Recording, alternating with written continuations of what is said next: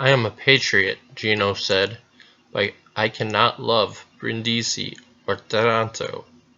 "Do you love the Baincisa?" I asked. "The soil is sacred," he said, "but I wish it grew more potatoes. You know, when we came here we found fields of potatoes the Austrians had planted." "Has the food really been short?" "I myself have never had enough to eat, but I am a big eater, and I have not starved. The mess is average. Regiments in the line get pretty good food, but those in support don't get so much. Something is wrong somewhere. There should be plenty of food." "The dogfish are selling it somewhere else."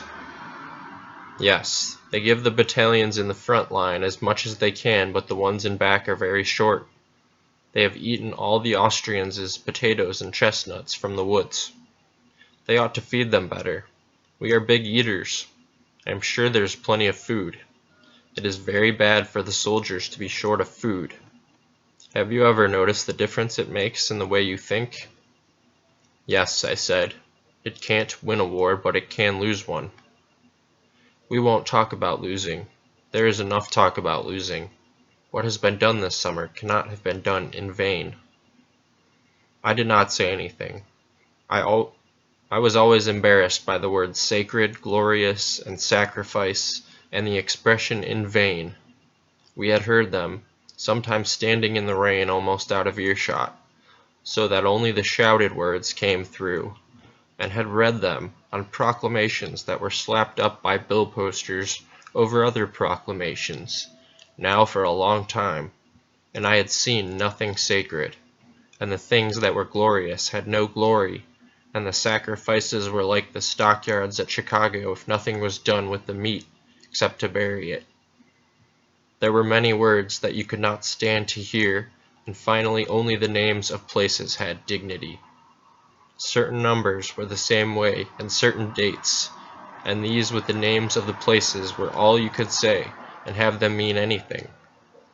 Abstract words such as glory, honor, courage, or hallow were obscene beside the concrete names of villages, the numbers of roads, the names of rivers, the numbers of regiments, and the dates.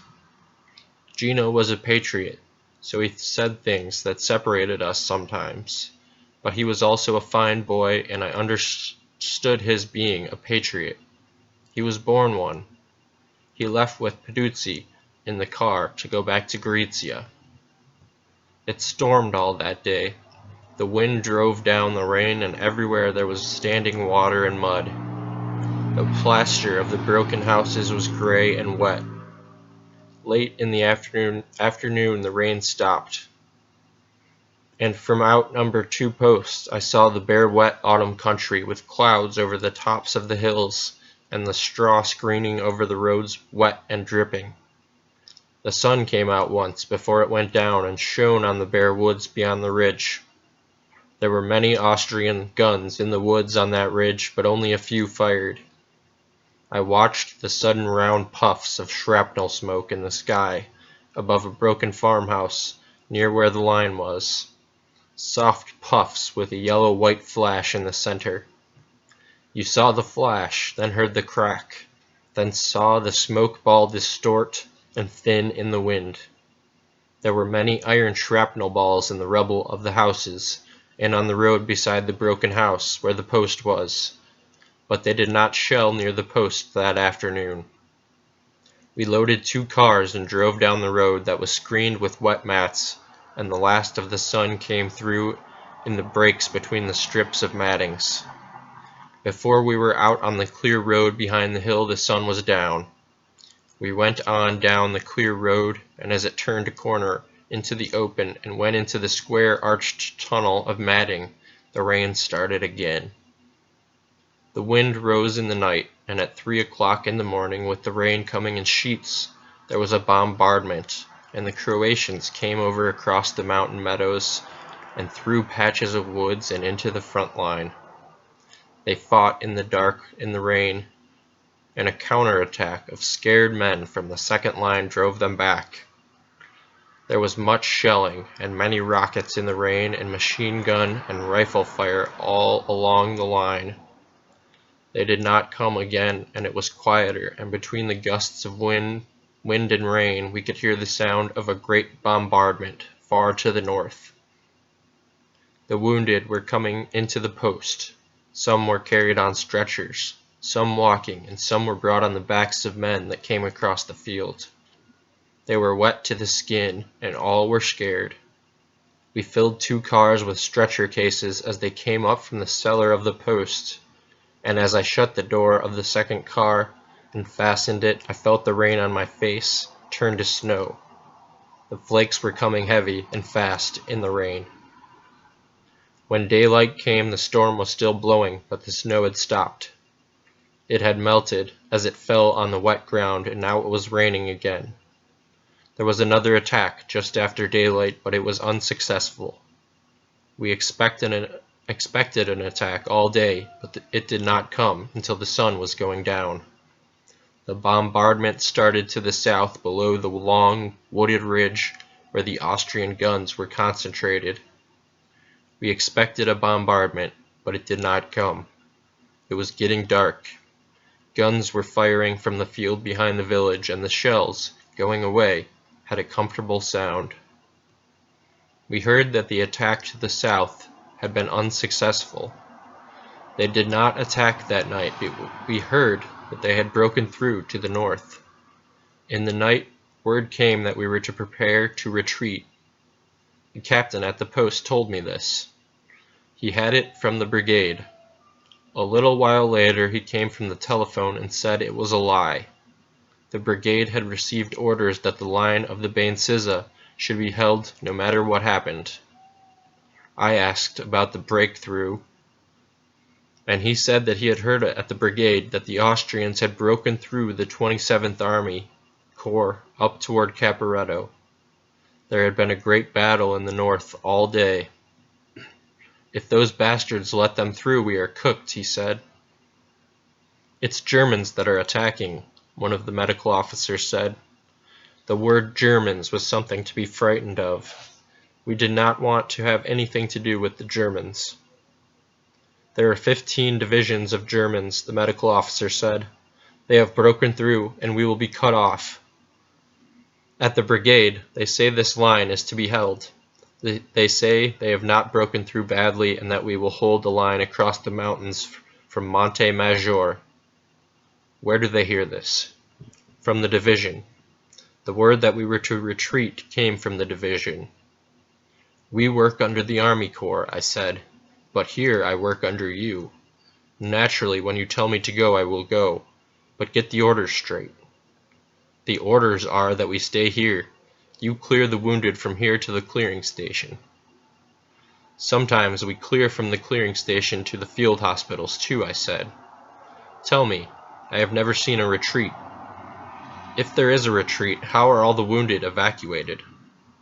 They are not. They take as many as they can and leave the rest. What will I take in the cars? Hospital equipment. All right, I said.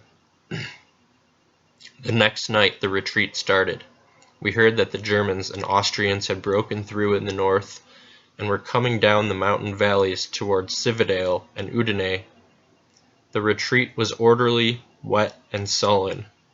In the night, going slowly along the crowded roads, we passed troops marching under the rain, guns, horses pulling wagons, mules, motor trucks, all moving away from the front. There was no more disorder than in advance.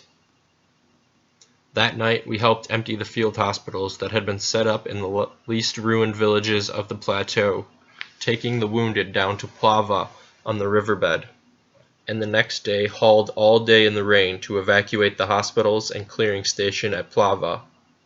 It rained steadily, and the army of the Bain-Sizza moved down off the plateau in the October rain and across the river where the great victories had commenced in the spring of that year.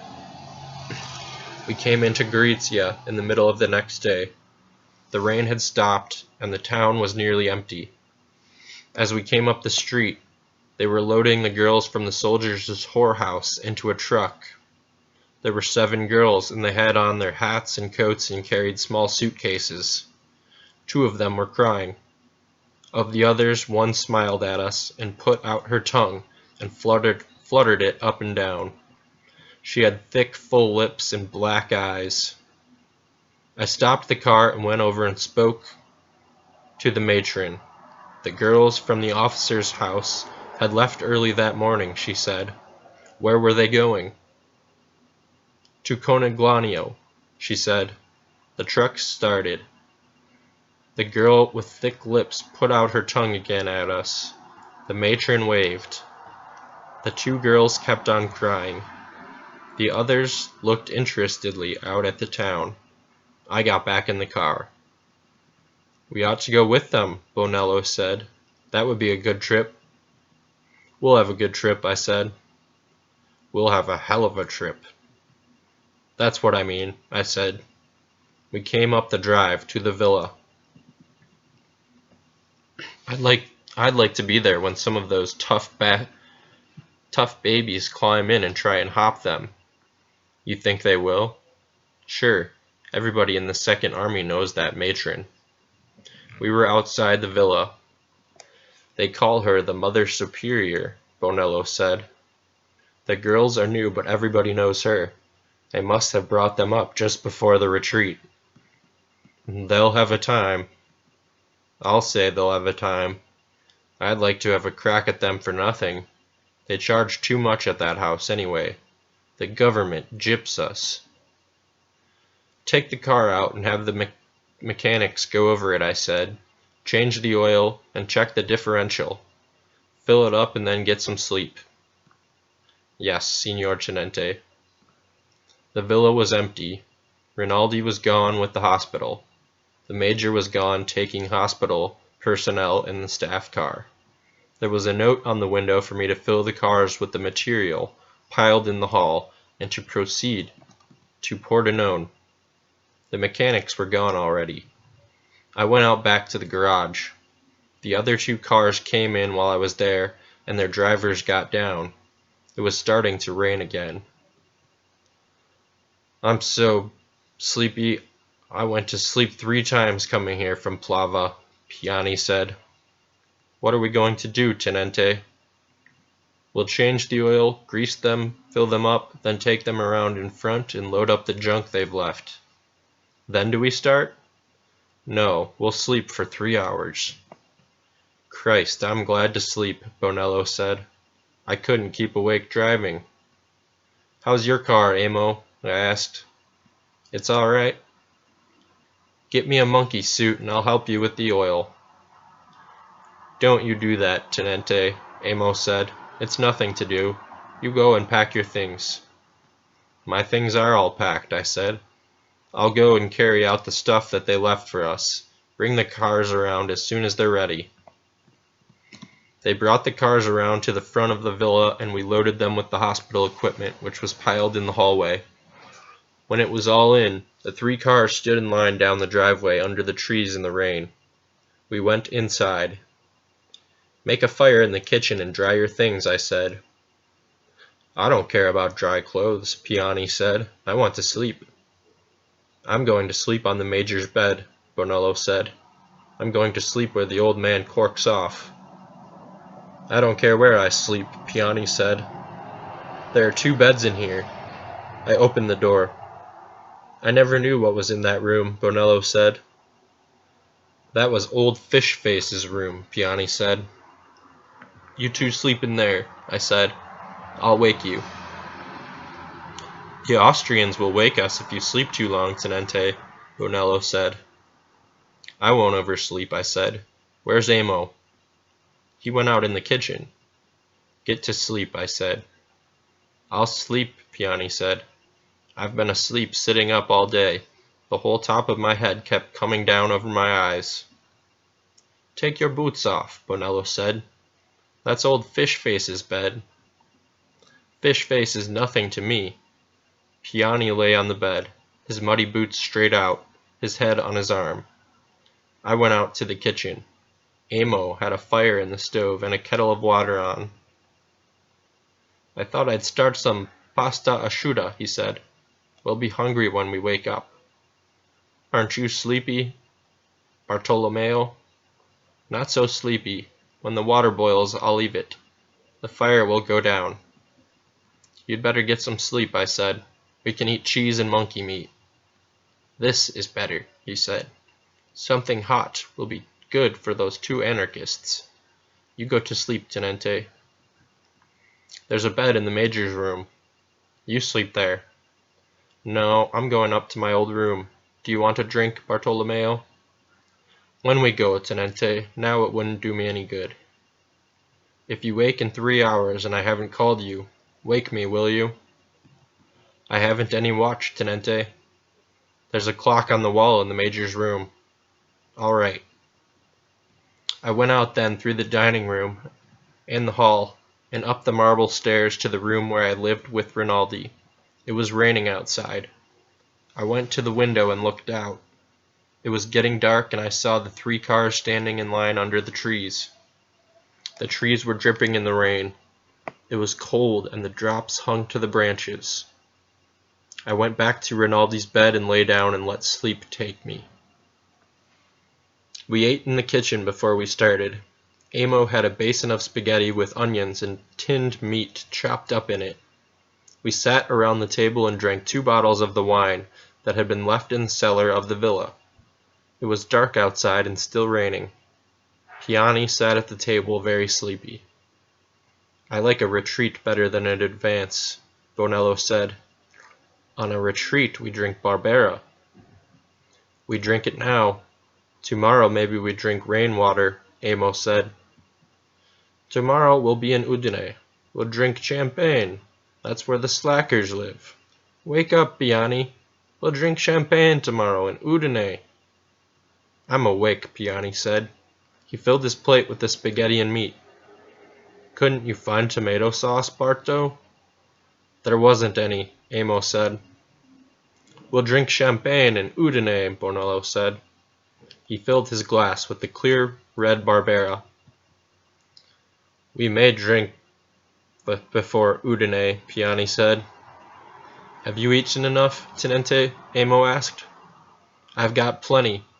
Give me the bottle, Bartolomeo. I have a bottle apiece to take in the cars, Amo said. Did you sleep at all? I don't need much sleep. I slept a little. Tomorrow we'll sleep in the king's bed, Bonello said. He was feeling very good. Tomorrow maybe we'll sleep in shit, Piani said. I'll sleep with the queen, Bonello said. He looked to see how I took the joke. You'll sleep with shit, Piani said sleepily. That's treason, Tenente, Bonello said. Isn't that treason? Shut up, I said. You get too funny with a little wine. Outside it was raining hard. I looked at my watch. It was 9:30. It's time to roll, I said, and stood up. Who are you going to ride with, Tenente? Bonello asked. With Amo. Then you come. Then Piani. We'll start out on the road for Cormans. I'm afraid I'll go to sleep, Piani said. All right, I'll ride with you. Then Bonello. Then Amo. That's the best way, Piani said, because I'm so sleepy. I'll drive and you sleep a while. No, I can drive just so long as I know somebody will wake me up if I go to sleep. I'll wake you up. Put out the lights, Barto. You might as well leave them, Bonello said. We've got no more use for this place. I have a small locker trunk in my room, I said. Will you help take it down, Piani? We'll take it, Piani said. Come on, Aldo. He went off into the hall with Bonello. I heard them going upstairs. This was a fine place, Bartolomeo Amo said. He put 2 bottles of wine and half a cheese into his haversack. There won't be a place like this again. Where will they retreat to, Tenente? Beyond the Tagliamento, they say. The hospital and the sector are to be at Pordenone. This is a better town than Pordenone. I don't know Pordenone, I said. I've just been through there. It's not much of a place, Amo said.